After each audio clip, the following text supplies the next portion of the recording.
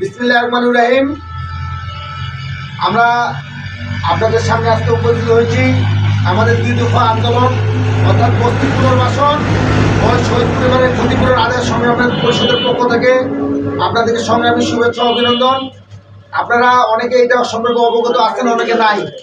আমরা 2টি জিনিস নিয়ে আন্দোলন করতেছি ঢাকা প্রেস ক্লাবে গত 90 দিন থেকে, প্রায় 4 মাসের অধিক পর্যন্ত আন্দোলন করতেছি।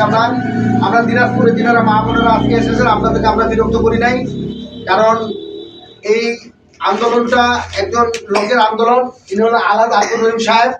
তিনি আমাদের শ্রদ্ধেয় নেতা, অর্থাৎ বাংলাদেশে যত বস্তি রয়েছে এই বস্তিবাসীদেরকে পুনর্বাসনের জন্য উনি প্রায় দীর্ঘ 92 সাল থেকে কাজ করে আসছেন।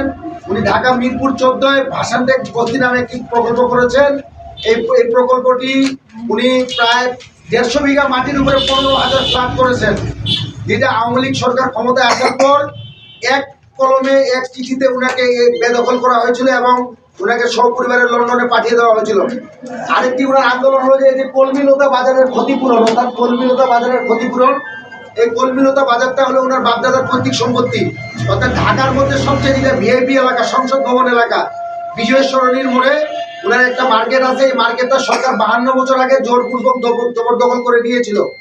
এই বেদখল হওয়ার কারণে উনি একটি মামলা করেছিল ঢাকা নিম্ন আদালতে, তারপরে মামলাটা করেছিল ঢাকা সুপ্রিম কোর্টে, তারপরে উনি মামলাটা করেছে ঢাকা হাইকোর্টে। হাইকোর্টের সর্বোচ্চ একটা রায় দেওয়া হয়েছে। রায়ে বলা হয়েছে এই কলমিলতা বাজারের ন্যায্য ক্ষতিপূরণ জন্য আলাদ আব্দুর রহিম সাহেবকে বুঝিয়ে দেওয়া হয়। যে 5ই আগস্টে হাসিনা সরকার পতন হওয়ার পরে আমরা এই আন্দোলনটা বেগবান করেছি। আমরা ঢাকা মন্ত্রণালয় থেকে শুরু করে ঢাকা ডিসি অফিস এবং আমরা ঢাকা সিটি কর্পোরেশনের মেয়র কাছ থেকেও আমরা এই বিভিন্ন ধরনের স্মারকলিপি দিয়েছি, কিন্তু অন্তর্বর্তীকালীন সরকারের পক্ষ থেকে কোনো রকম সাড়া না পাওয়ায় আমরা গত 12 নভেম্বর একটি জনসমাবেশের আয়োজন করেছিলাম ঢাকা জাতীয় প্রেস ক্লাবে। এই সমাবেশে আমাদের ঢাকা বাংলাদেশের 64 জেলা থেকে লোক আসার কথা ছিল। যেহেতু দেশের সার্বিক পরিস্থিতি নির্বাচনমুখী এবং এই যে বিএনপির যে অনেক মনোনয়ন ঘোষণা দেওয়া হয়েছে, এগুলাকে কেন্দ্র করে অনেক গন্ডগোল হচ্ছে, এই জন্য আমাদের এই প্রোগ্রামটি ঢাকা প্রেস ক্লাবে না করে আমরা 64 জেলায় নিজ নিজ জেলা থেকে আমরা এই প্রোগ্রামটি করতেছি।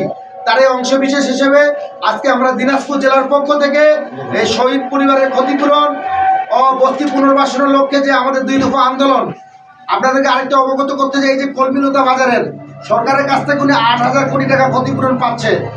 এখান থেকে উনি আমাদের সঙ্গে একটা চুক্তিপত্র করেছে 100 কোটি টাকার, যেটা আমরা ঋণ সহায়তা দিব কাদেরকে, যিনারা আমাদের আন্দোলন সংগ্রামে শরীক থাকবে। এই যে আপনারা কষ্ট করে 2 ঘন্টা ধরে ধৈর্য বসে থাকলেন, আপনাদের সকলের ধৈর্যের একটা মূল্য রয়েছে।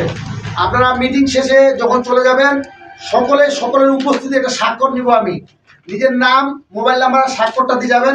কিন্তু মোবাইল নাম্বারটা অনেকে নাও দিতে পারেন, আমরা মোবাইল নাম্বারটা পরে বাড়িতে গিয়ে সংগ্রহ করে নিব বা পরে আমাদেরকে দিবেন, কিন্তু অবশ্যই নাম স্বাক্ষর আর গ্রামটা দিয়ে যাবেন।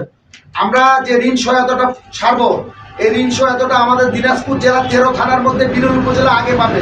কার আগে পাবে? বিরল উপজেলা আগে পাবে। আমরা বিরল উপজেলা থেকে এই প্রোগ্রামটি নিয়ে আসার জন্য গত 90 দিন, প্রায় 100 দিন ধরে আমরা ঢাকা আন্দোলন করতেছি, ঢাকা প্রেস ক্লাবে অবস্থা নিয়ে আন্দোলন করতেছি। সরকার আমাদের একটা দাবি মেনে নিছে, অর্থাৎ যে ওনার যে কলমিলতা বাজার, এই যে কলমিলতা বাজারের ক্ষতিপূরণ, এটা ওনার ব্যক্তিগত সম্পত্তি ছিল, সরকার দখল করেছে 52 বছর আগে। সরকার ক্ষতিপূরণ দেওয়ার জন্য রাজি হয়েছে। আমরা নতুন আইনে ক্ষতিপূরণটা চাচ্ছি 17 সালের, আর সরকার বলতেছে পুরানো আইনে আপনারা ক্ষতিপূরণটা নেন, অর্থাৎ পুরানো আইন নাই, এটা বাতিল হয়ে গেছে, ওই আইনে আমরা ক্ষতিপূরণ নিব না।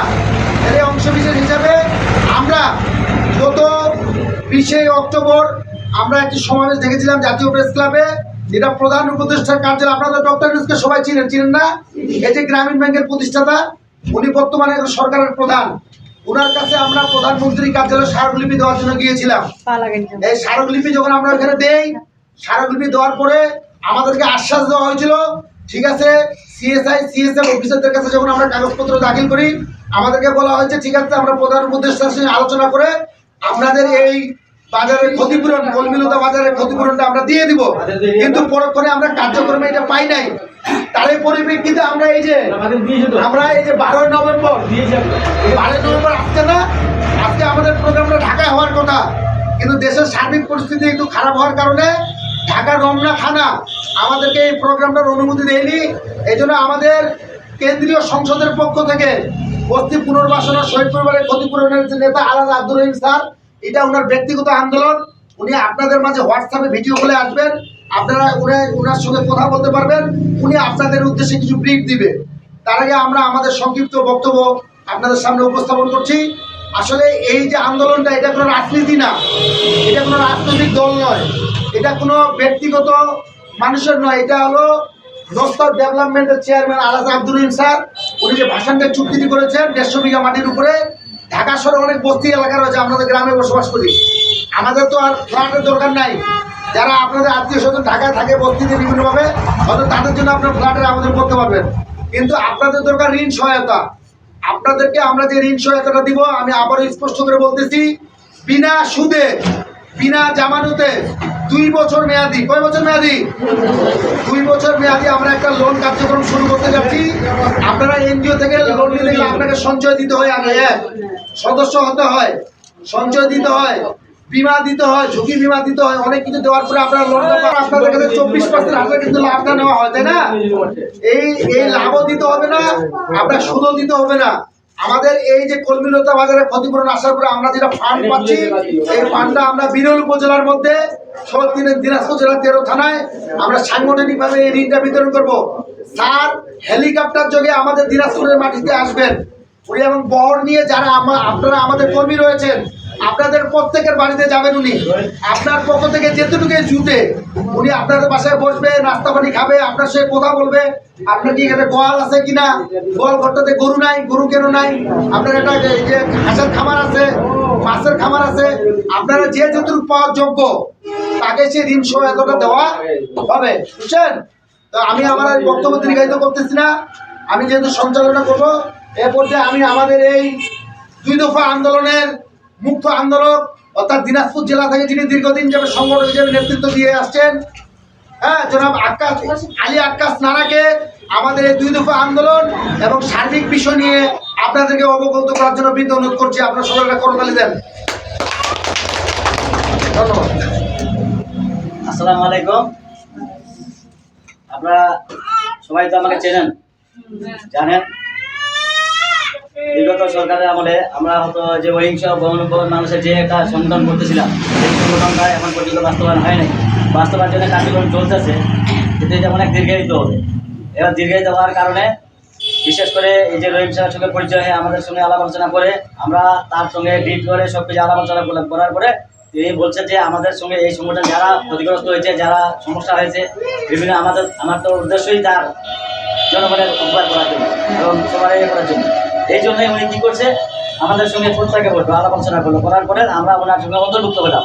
এবং এখন ঘটনা আছে, এই জন্য আমি চিন্তা করলাম যে এই প্রোগ্রামটা যেহেতু আমাদের প্রোগ্রাম, ওই একই সিস্টেমের প্রোগ্রাম, এটা যেহেতু আমরা আগে পাচ্ছি, এই জন্য কিন্তু আমরা এই জায়গায় এই সঙ্গে যুক্ত হয়ে গেছি। যুক্ত হওয়ার পরে ইনার সঙ্গে আলাপ আলোচনা করে ইনার একটাই জিনিস, সেটা শর্ত হচ্ছে একটাই, যে বস্তি পুনর্বাসন শহীদ পরিবার ক্ষতিপূরণ আদায় এবং ভাষার দেখ প্রজেক্টটা যেটা তার যে চুক্তিপাতের বিশেষ চুক্তিটা বহাল করার জন্য এই 2 দফা আন্দোলনে এই আপনাদের স্বার্থের জন্যই সারা বাংলাদেশ থেকে এই যে 150 টাকা স্ট্যাম্পের উপরে সবকিছু সই স্বাক্ষর করা আছে। উনি এখানে যেদিনকে টাকা পরিণত বাজার টাকাতে আমাদের উদ্ধার করতে পারবো, উদ্ধার করার জন্য ওকে চিঠি দিছে।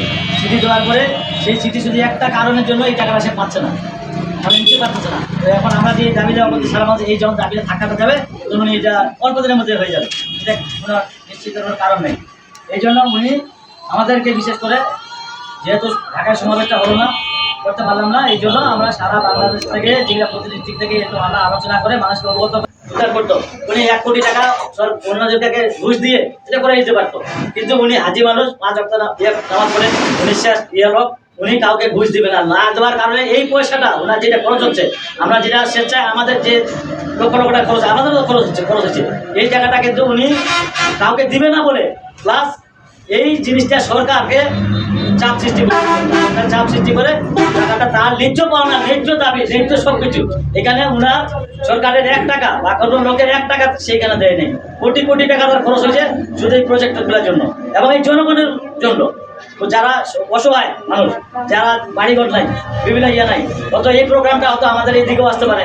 আমরা নিয়ে আসার চিন্তা ভাবনা করবো যে যার বাড়িঘর নাই, নাই, এগুলা বিভিন্ন যেগুলো জায়গা আছে এগুলাকে দিয়ে তারা করবে। ফ্ল্যাট তৈরি করে সেই ফ্ল্যাটগুলো পাবে, অনেক সুবিধা আছে, ঋণ পাবে, এই বিভিন্ন আরো অন্যান্য যেগুলো আছে এগুলো পরবর্তী আমরা বিস্তারিত জানাবো। কিন্তু ঘটনা হচ্ছে কি একটা জিনিস, সেটা হচ্ছে যে আমরা যে এতদিন থেকে চিন্তা ভাবনা করছি, এটা কিন্তু শুধু আমাদের জন্য না, এটা কিন্তু আমি একাই বিশেষ করে উদ্যোগ নিয়ে আমার এই যে ছোট ভাই যে আছে হেলালিনাকে সঙ্গে করে নিয়ে ঢাকায় 3 মাস যাবৎ আমরা অবস্থান করতেছি, 3 মাস যাবৎ খাই আগে অবস্থান করছি। আমরা তো বৃহস্পতি করতেছি, বৃহস্পতি আরো অনেক লোক আমাদের ঢাকায় গেছে, যাকে বলছি সে গেছে 3 দিন 4 দিন 5 দিন থাকে চলে আসছে শোনা করে। কিন্তু আমরা তো এদিকে এই ব্যথাটা আমাদেরকে দেয়নি। আমরা শুধু একটু ধৈর্য ধরতে হবে, আপনাদেরকে একটু মানে সেটা বুঝতে হবে যে আমরা জিনিসটা একটা হালাল ভাবে চিন্তা ভাবনা করছি, হালাল ভাবে আমরা ইয়ে করবো, হালাল ভাবে চলবো। এটাই জন্য বিশেষ করে আপনাদের এই সমাবেশে এই আলোচনায় আমরা অন্তর্ভুক্ত। আপনারা কি এটার সঙ্গে একমত আছেন সবাই? যদি থাকেন তাহলে হাত উঠান। সবাই সবাই একমত আছেন? হ্যাঁ, না কথা হচ্ছে কি, এটা আপনার নিচু দাবি। একটা মানুষ যদি কোনো রাস্তায় পড়ে যায় তার জন্য থেকে আপনি কি যাবেন না হাত ধরে উঠাইতে? এই জন্য কিন্তু আমরা এই জিনিসটা আমাদের শ্রদ্ধেয় আলাল আব্দুল রহিম স্যার ভিডিও দিই। আপনাদের মাঝে ভিডিও করে কথা বলবেন, আপনাদের যে যে প্রশ্ন আছে উত্তরগুলো আমি দিব ওনার সঙ্গে। ভালো আছেন স্যার? আমাদের লোকজন আপনার সঙ্গে একটু ভিডিও করে সংযুক্ত হবে স্যার। আমাদের এই যে সাংবাদিক সাহেব রয়েছে, আপনি একটু অ্যাড করে নেন স্যার।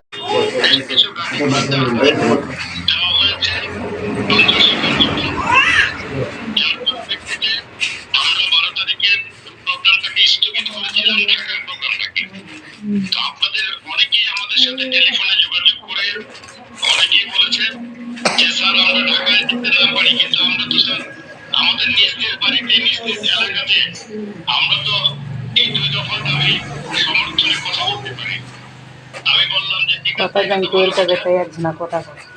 তাই আজকে আপনাদের মতো করে আমাদেরকে যারা ভালোবাসেন, আমাদের এই সংগ্রামকে যারা নিজের প্রোগ্রাম হিসাবে মেনে নিয়েছেন, যারা আমার বিপদ আপদে ভালো আমার পাশে আমার পরিবারের পাশে দাঁড়িয়েছেন, তাদের সবার কাছে আমি কৃতজ্ঞ।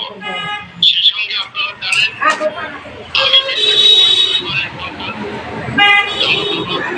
পরিবারের রহিম ভাই ধরে না, আমরা কিন্তু রাস্তা ছাড়ি না। তারা কিন্তু এই সুন্দর দেশটা তৈরি করে নিয়ে গেছিলেন, কিন্তু দেশটা কিন্তু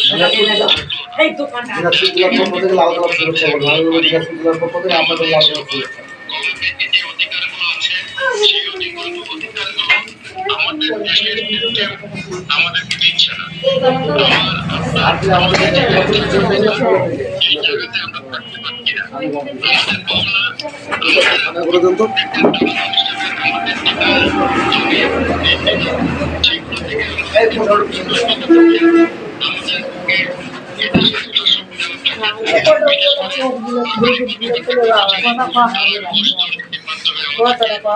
ক্ষতিগ্রস্ত করতে এরকমই একটি ক্ষতির শিকার আমার পরিবার হয়েছে।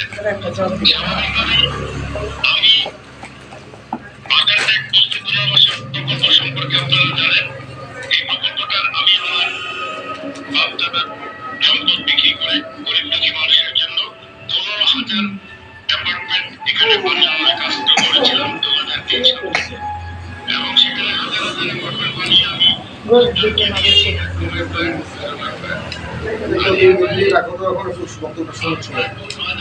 নির্মাণ কাজ শুরু হয়েছিল। এটা যেগুলো কারণে শেখ হাসিনা সরকার যখন আসলেন ক্ষমতায়, আমার সাথে সরকারের যে একটা চুক্তি ছিল 2003 সালে, যেই সরকার ছিল সেটা বিএনপি সরকার, এই চুক্তিটা হাসিনা সরকার বাতিল করে দিলেন। কিন্তু প্রকল্পটা এখন পর্যন্ত যেভাবে পড়ে আছে, এখানে লুটপাট হচ্ছে, লুটপাট হচ্ছে। স্বাভাবিকভাবেই এটা আমাদের একটা ন্যায্য দাবি। আমরা কিন্তু সারা বাংলাদেশে বস্তিবাসীর দাবি করছি। সারা বাংলাদেশের বস্তিবাসী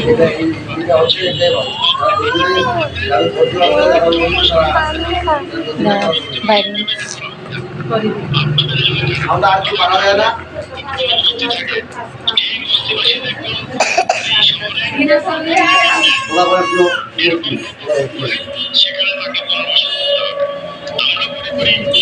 খাওয়ান বা দিনে শোনা যায় না। তাদের চিকিৎসা হবে, তারা ভালো থাকবে, তার জায়গা অনুযায়ী তারা থাকবে। কিন্তু এদেশের সিস্টেমটা এরকম হয়ে গেছে যে সাধারণ মানুষের খেটে খাওয়ানোর ব্যবস্থা থাকে না। এই সকল অনিয়ম বৈষম্য থেকে বাঁধার জন্য আমি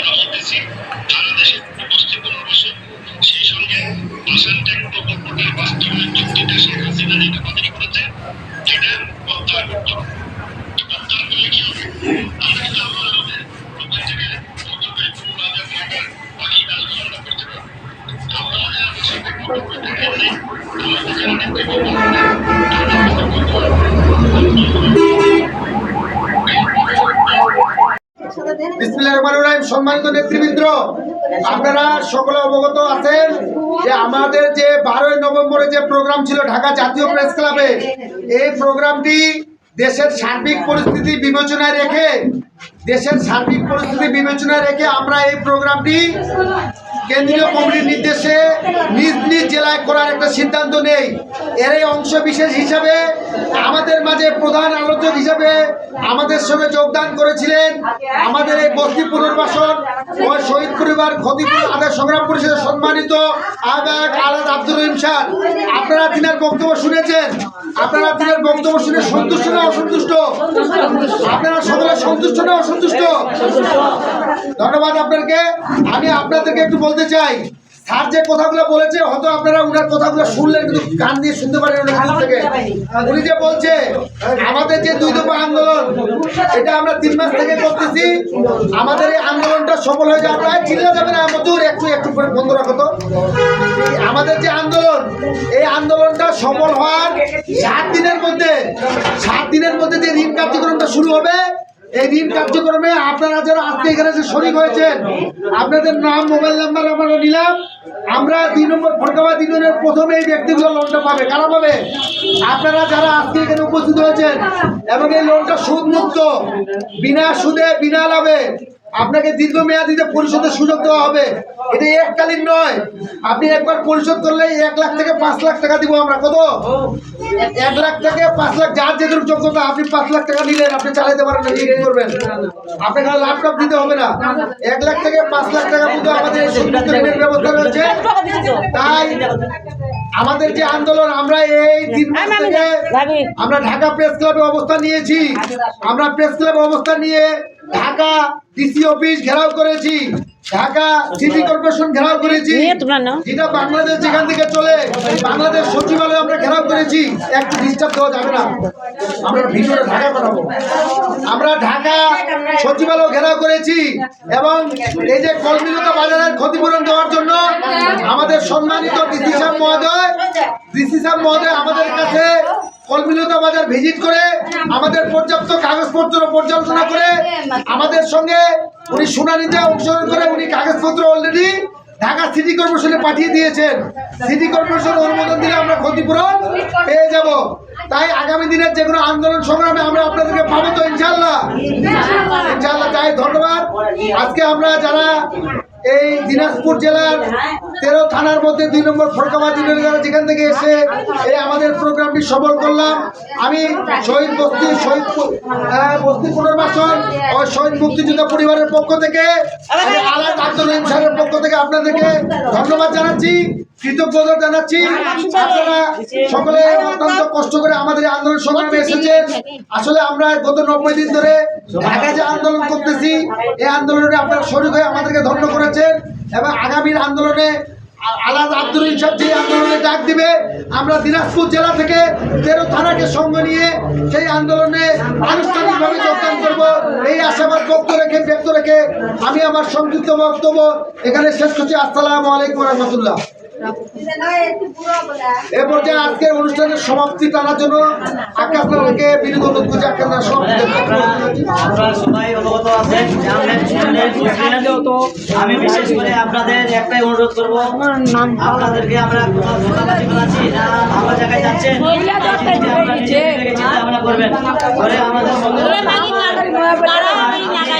একটু আমরা দীর্ঘায়িত হয়ে গেলে দেরি হওয়ার কারণে আমি আপনাদের কাছে ক্ষমা প্রার্থী। অতএব আমার বক্তব্যে আমি সমাপ্ত করলাম। আজকে